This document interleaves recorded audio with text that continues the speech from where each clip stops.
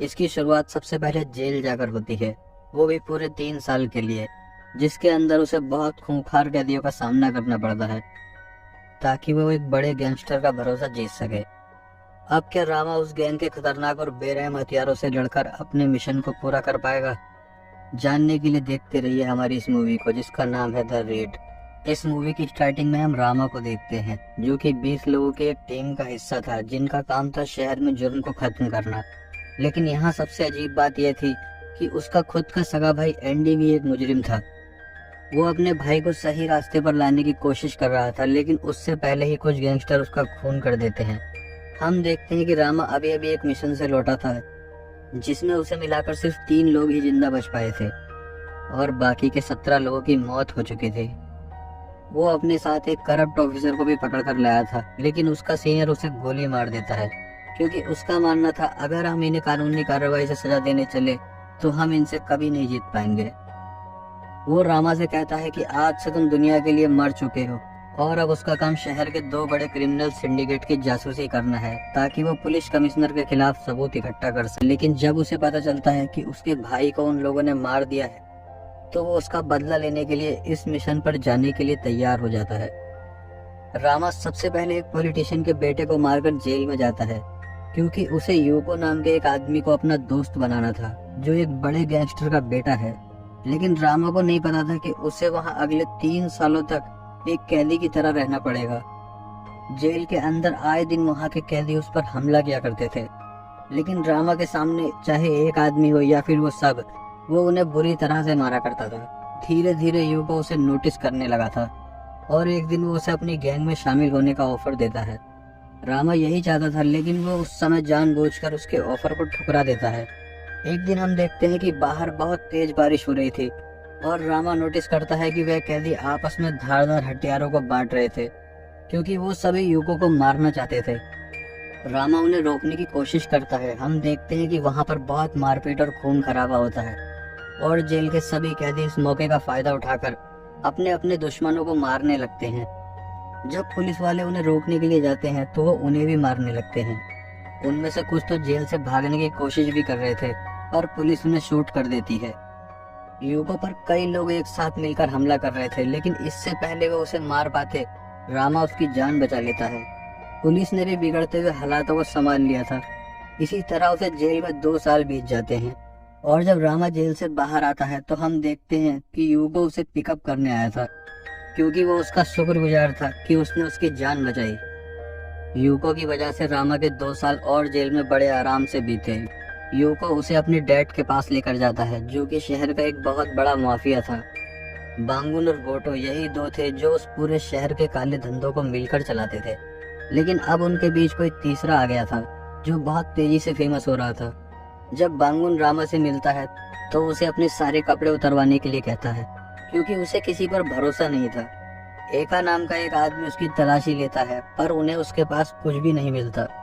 रामा को रहने के लिए एक अपार्टमेंट दे दिया जाता है और जब सभी वहां से चले जाते हैं तो रामा अपने मुंह से सिम निकालकर अपने सीनियर्स को फोन करता है और उससे कहता है कि अब से वो हर एक कदम अपने हिसाब से आगे रखेगा, क्योंकि अगर वो उनकी बात सुनता तो शायद तलाशी के समय ही उसे पकड़ ले, क्योंकि उसने 2 सालों से उनसे बात नहीं की थी। यूको अब हर वसूली पर उसे अपने साथ ले जाने लगा था। उसे पता चला था कि उसके एक आदमी ने उन्हें बिना बताए ड्रग्स का बिजनेस शुरू कर दिया था। यूको की नज़र में यह एक बहुत बड़ा धोखा था, इसलिए वो उसका हफ्ता बढ़ा देता है। अब क्योंकि उनके इलाके में एक नया माफिया आया होता है, इसलिए अब उस आदमी को यूको के सपोर्ट की जरूरत नहीं थी, इसलिए उसके लोग उन पर हमला कर देते हैं। लेकिन रामा और एका को इसके बारे में पहले से पता था, इसलिए वो उन लोगों को मार डालते हैं। उनका लीडर भागने की कोशिश करता है पर रामा उसे पकड़कर बुरी तरह से मारता है। वहां से यूको के डैड ये देखकर बहुत खुश थे, क्योंकि अब उनके खिलाफ खड़े होने वालों में उनका खौफ रहेगा। यूको अपने डैड से कहता है कि अब वो और भी बड़ी जिम्मेदारियों को संभालना चाहता है, पर उसके डैड उसे कहते हैं कि जब वो इस लायक हो जाएगा तब उसे पता चल जाएगा। उसके डैड को उस पर भरोसा नहीं था कि वो बिजनेस को संभाल सकेगा। इसी वजह से यूको उससे बहुत नाराज रहता था। एक दिन रामा और यूको मिलकर शराब पी रहे थे। इसी मौके का फायदा उठाकर रामा उसके वॉलेट में एक माइक्रोफोन डाल देता है ताकि वो उसकी जासूसी कर सके। वो जहां भी जाता रामा उस पर नजर रखता।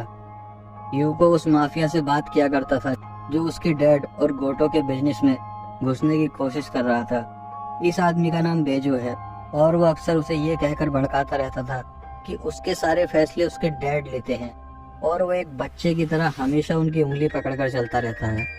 बेजोस उसे तोहफे के तौर पर उन लोगों को लाकर देता है जिन्होंने उस पर जेल में हमला किया था और वो चाहता था कि गोटो और बांगुन के बीच में फिर से दुश्मनी हो जाए और गोटो को बिजनेस से निकालकर उसकी हिस्सेदारी को आपस में बांट ले। पर ऐसा करना इतना आसान नहीं था क्योंकि पिछले 10 सालों से उनके बीच में कोई लड़ाई नहीं हुई थी। यूको उन लोगों का गला काटकर उन्हें मार देता है और उसके ऑफर को एक्सेप्ट कर लेता है। इसके बाद यूको अपने डैड के बहुत करीबी आदमी को शराब पीने के लिए बुलाता है। उसे पता नहीं था कि ये सब उसे मारने की एक चाल थी। कुछ लोग उसके ऊपर हमला कर देते हैं लेकिन वो आदमी एक खतरनाक किलर था जिसे मार पाना इतना आसान नहीं था। पर बेजो का आदमी एक धारदार ब्लेड से उसका गला काटकर उसे मार देता है। जब बांगुन को इसके बारे में पता चलता है तो उसे बहुत गुस्सा आता है। यूको उन्हें कहता है कि इन सबके पीछे गोटो का हाथ है। वो लड़ाई करना चाहता है पर उसके डैड कोई जवाबी हमला नहीं करना चाहते थे। उन्हें लगा कि कोई ना कोई ये सब जानबूझकर कर रहा है। वो इस बात से बेखबर थे कि ये सब उनके बेटे ने ही किया था। जब यूको को पता चलता है कि उसका प्लान फेल हो गया था तो उसे बहुत गुस्सा आता है। रामा उसे शांत रहने के लिए कहता है पर वो रामा को भी मारने लगता है। उसे पावर की इतनी भूख थी कि वह उसे पाने के लिए कुछ भी कर सकता था। वो बेजो को फोन करता है और उसे अगला कदम उठाने के लिए कहता है ताकि इस बार गोटो के लोग भी मारे जाएं, क्योंकि अपने खुद के लोगों की मौत का उसके डैड पर कोई फर्क नहीं पड़ रहा था।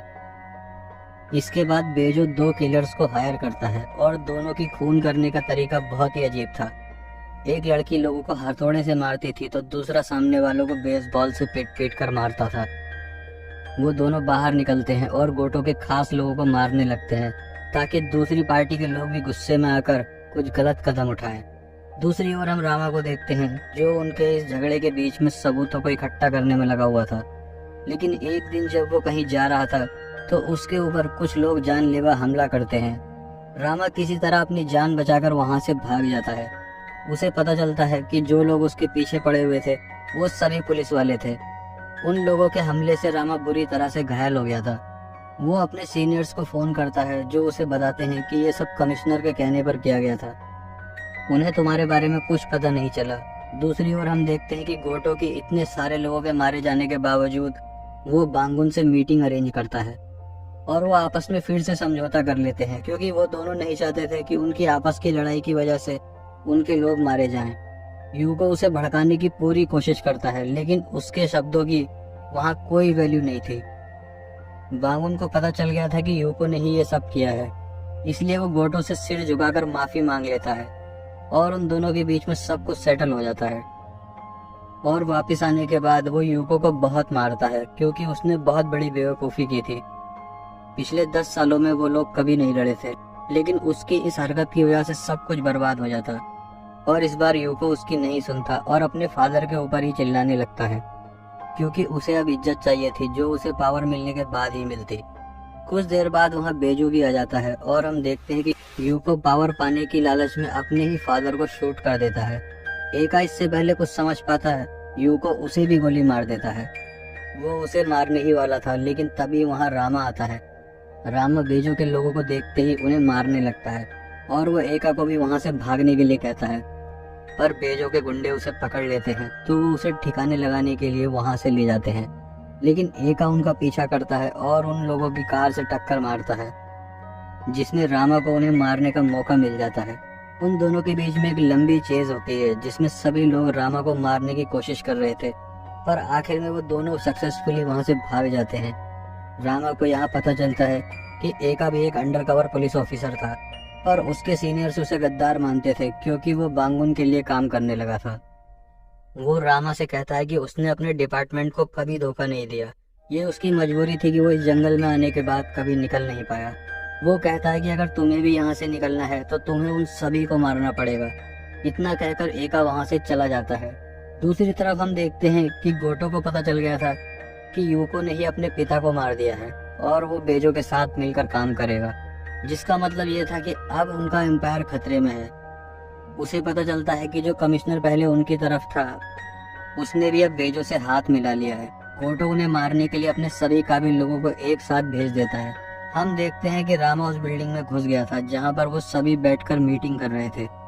उस कमिश्नर के भाव भी अब और ज्यादा बढ़ गए थे। उसे अब उन दोनों से और भी ज्यादा पैसे चाहिए थे ताकि पुलिस उनके बिजनेस में दखल अंदाजी न करे। बेजू को जब पता चलता है कि रामा उन तक पहुंचने की कोशिश कर रहा है तो वो अपने लोगों को उसे मारने के लिए भेज देता है। हम देखते हैं कि वो हथौड़े वाली लड़की और बेसबॉल वाला लड़का उसे मारने के लिए उस पर हमला करते हैं, पर वो दोनों मिलकर भी रामा को रोक नहीं पाते और आखिर में वो दोनों भाई बहन रामा के हाथों मारे जाते हैं। लेकिन ये सिलसिला यहीं खत्म नहीं हुआ था। जैसे जैसे वो आगे बढ़ता है बेजू के कई लोग उसे मिलते ही रहते हैं, लेकिन उनमें से सबसे खतरनाक वाला भी बाकी था। वो उससे हैंड टू हैंड फाइटिंग में बहुत मारता है। एक वही था जो रामा के आगे इतनी देर तक टिक पाया था और आखिर में वो भी मारा जाता है। रामा सबसे ऊपर वाले फ्लोर तक पहुंच गया था। हम देखते हैं कि जब यूको वॉशरूम में जाता है तो उसे अपने वॉलेट में माइक्रोफोन मिलता है जो रामा ने ही छुपाया था, और यह पहली बार उसे अपने दिमाग का इस्तेमाल करता है। जब वो मीटिंग में था तब उसे बेजो के हाथ में एक टैटू दिखाई देता है। ऐसा सेम टैटू उन लोगों के हाथ में भी था जिन्होंने जेल में उसके ऊपर हमला किया था। अब वो समझ जाता है कि वो बेजो के ही आदमी थे और ये सब उसे फंसाने की एक चाल थी जिसमें वो बड़ी आसानी से फंस गया था। उसके पापा उसे ऐसे ही बेवकूफ नहीं समझते थे। जब बेजो को पता चलता है कि रामा उन तक पहुंच गया है तो वो उसे एक बंदूक देता है, लेकिन यूको उससे कमिश्नर को ही शूट कर देता है। इससे पहले वो कुछ समझ पाता यूको उसे भी मार देता है। अब उसके पास कुछ नहीं बचा था, इसलिए वो रामा के ऊपर भी गोलियां चलाने लगता है, लेकिन रामा एक धारदार ब्लेड से उसके ऊपर अटैक करता है जिससे उसकी मौत हो जाती है और इसी के साथ पावर का ये जानलेवा खेल यहीं पर खत्म हो जाता है। जब रामा उस बिल्डिंग से बाहर निकलता है तो उसे गोटो के लोग दिखाई देते हैं जो बेजो और यूको को मारने आए थे, लेकिन जब उन्हें पता चलता है कि रामा ने उन्हें अकेले ही मार दिया है तो वो उसे अपने साथ मिलकर काम करने का ऑफर देते हैं, पर रामा कहता है कि अब वो किसी के इशारों पर नहीं चलेगा और इतना कहकर वो वहां से चला जाता है।